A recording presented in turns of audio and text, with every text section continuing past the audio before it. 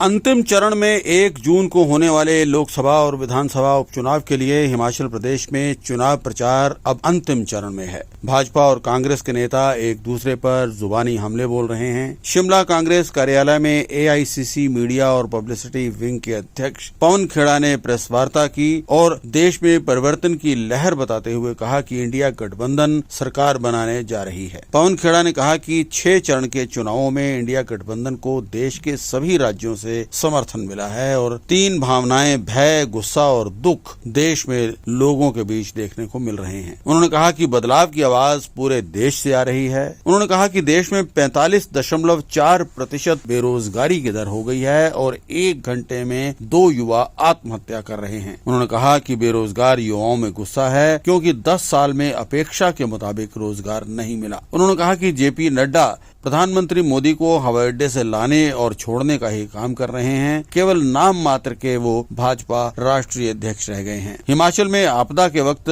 Prime minister Modi ने आंख बंद कर ली थी और वो कोई मदद नहीं दे रहे थे। उन्होंने कहा कि हिमाचल में सरकार को तोड़ने का खामियाजा भी भाजपा को भुगतना पड़ेगा। और जब मैं कहता हूँ एक भी राज्य, तो उसमें गुजरात, उत्तर प्रदेश, राजस्थान, मध्य प्रदेश, तमाम राज्यों के बारे में कह रहा हूँ जहां पिछली बार भारतीय जनता पार्टी को पूरी सीटें आई थी। 25 में से 25 राजस्थान में, 26 में से 26 गुजरात में, 29 में से 28 मध्य प्रदेश में। उन सब राज्यों के बारे में मैं आपको कह रहा हूं कि सब जगह 3 भावनाएं देखने को मिली।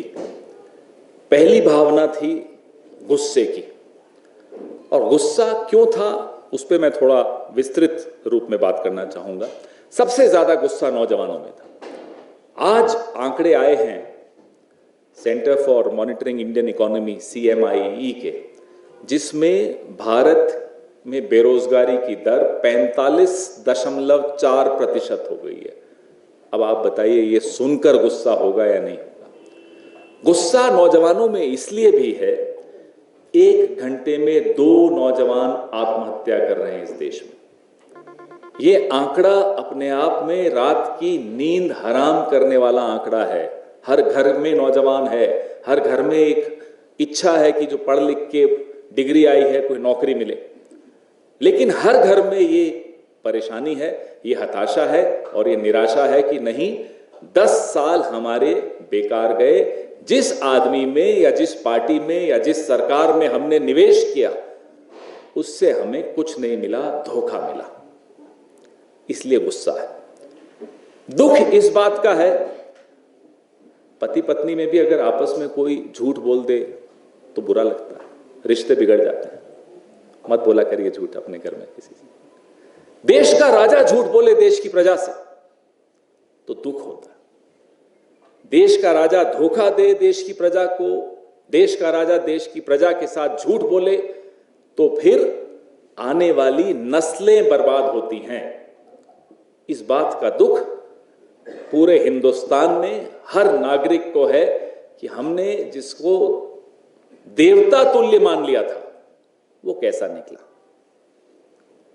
अब मैं अभी इस राज्य में आया हूं तो नड्डा जी को तो मैं याद करूंगा बड़े दिल से। उन पे मुझे बड़ा बुरा भी लगता है, अफसोस होता है। कहने को अध्यक्ष है, लेकिन काम क्या दे रखा है उनको? उनको काम दे रखा है हवाई अड्डे पे जाना, मोदी जी को लाने, और हवाई अड्डे पे जाना, मोदी जी को छोड़ने। और अगर मोदी जी के मुंह से कुछ गलत निकल जाए, जो कि हमेशा निकलता है आजकल, तो चुनाव आयोग का नोटिस किसके नाम पे जाता है? बेचारे नड्डा जी के पास जाता है। उनका कोई कसूर नहीं। अब वो इतने हताश हो गए नड्डा जी कि उस दिन कहते हैं ये नरेंद्र जो है ये नरों के इंद्र नहीं है, ये तो सुरों के भी इंद्र हैं, विष्णु के अवतार हैं। ये आए थे तो बोले थे मैं प्रधान सेवक हूं, जाते जाते भगवान के अवतार बन गए। इस बात का दुख हम सबको है।